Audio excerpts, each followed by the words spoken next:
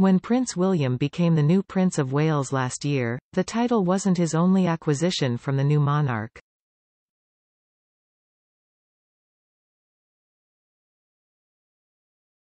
His father King Charles also handed over the 130,000-acre Duchy of Cornwall to his eldest son, making the 41-year-old the biggest private landowner in Britain, with a £1.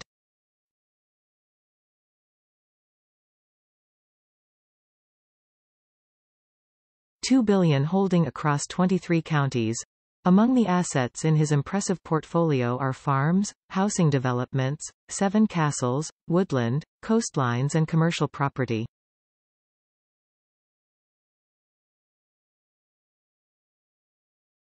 But also became the owner of some 200 Scilly islands and rocks off the Cornish coast, including almost a third of the homes on the 5 inhabited Isles of St. Mary's, Tresco, St. Martin's, St. Agnes and Bryher.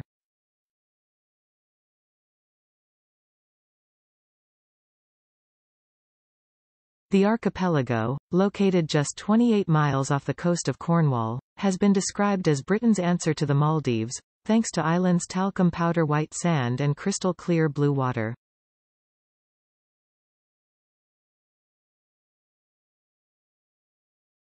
They can be reached by boat, the Cylonian 3 ferry which takes almost 3 hours to travel through the choppy waters from Penzance, or by helicopter.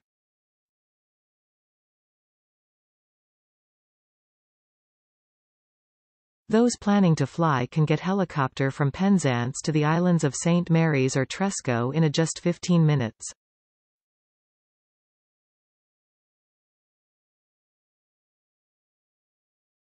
Alternatively, flying by plane will take you to St. Mary's, which is the largest of the islands, though still tiny at just 3 miles long and 1 mile wide.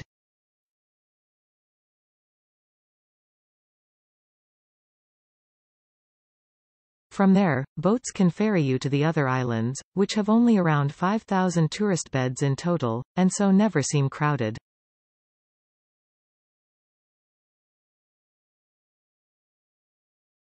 This makes them the perfect getaway for those seeking isolated walks, cycling routes, quiet pubs and beaches.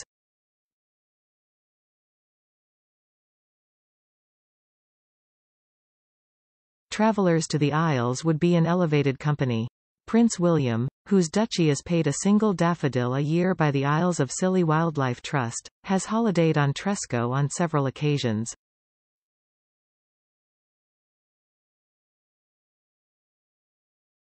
As a youngster, he was pictured during a trip there in 1989 with Princess Diana, Prince Charles and his brother Prince Harry.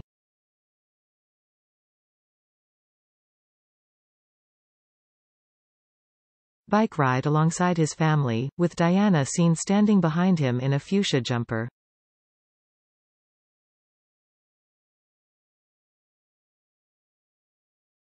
Since then, he has returned with his wife Kate, and their 3 children Prince George, Princess Charlotte, and Prince Louis.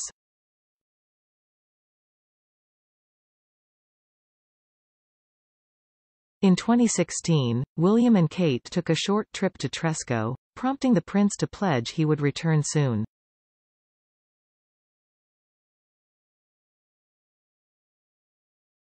During 2020's pandemic, the family of 5 opted for a staycation to help the UK's travel industry, spending a week in July on Tresco in the 6-bedroom Dolphin House, then owned by Charles.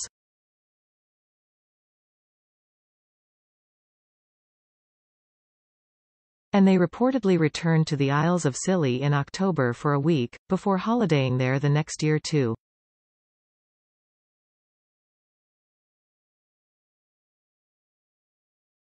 However, many may find St. Mary's a good place to start. Described as looking like a seaside town out of the 1940s, the island's main street is packed with tiny independent shops, cafes, and galleries.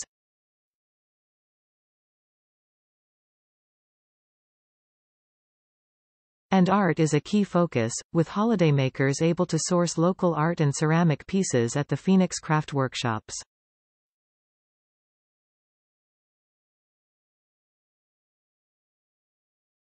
The coastline offers a picturesque walk, with sheltered coves and rocky crevices, and fields of wild flowers dotting the landscape.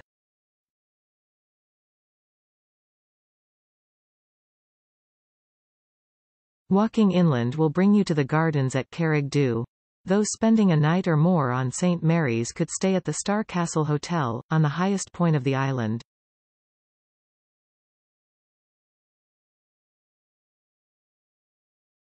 It may date back to the 16th century, but offers modern touches including a heated swimming pool and tennis courts.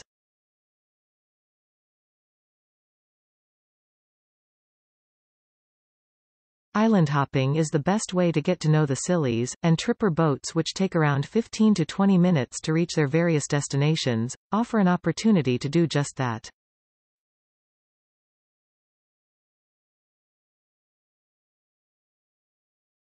While Tresco isn't the largest of the 5 inhabited islands, it is considered the most manicured.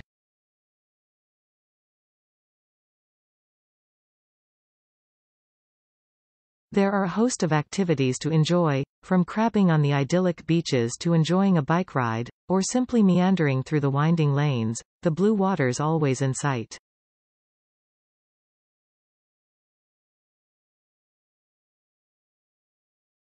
The subtropical Tresco Abbey Garden, found within the ruins of a Benedictine priory, is located in the south of the island.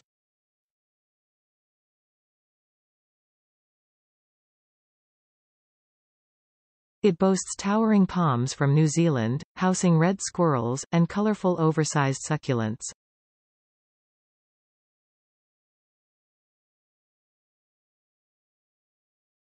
And the garden is also home to the Valhalla Museum, which has on show a collection of figureheads collected from shipwrecks around the islands.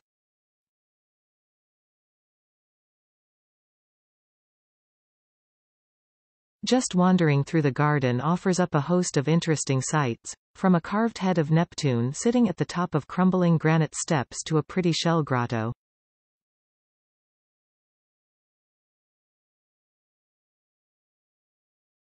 And when you work up an appetite, wood-fired pizzas, seafood platters and crab linguine are on the menu at the Seaside Ruin Beach Cafe.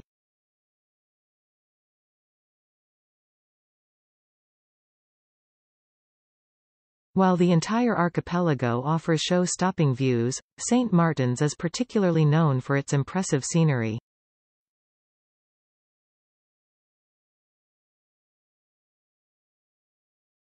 It is just a 20-minute walk from the quay to its finest beaches at Great Bay and Little Bay, on the east of the island, where you can take in the magnificent blue water.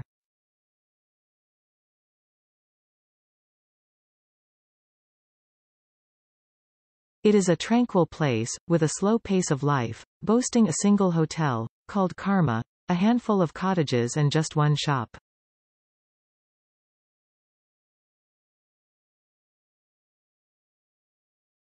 Taking a refreshing dip in the sea, or enjoying a quiet stroll are enjoyable ways to spend the time, but one of the best activities on St. Martin's is stargazing at Cosmos, the island's community observatory.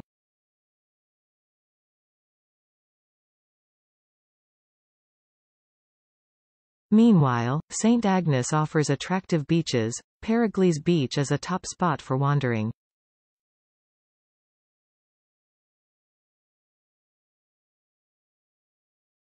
You can even walk to the tiny island of Gu if you wait for low tide.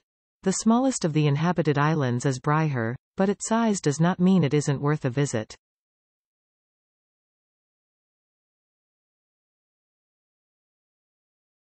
Its rugged scenery and secluded windswept beaches are certainly worth a trip, as its Hampton-style clapperboard Hotel Hell Bay.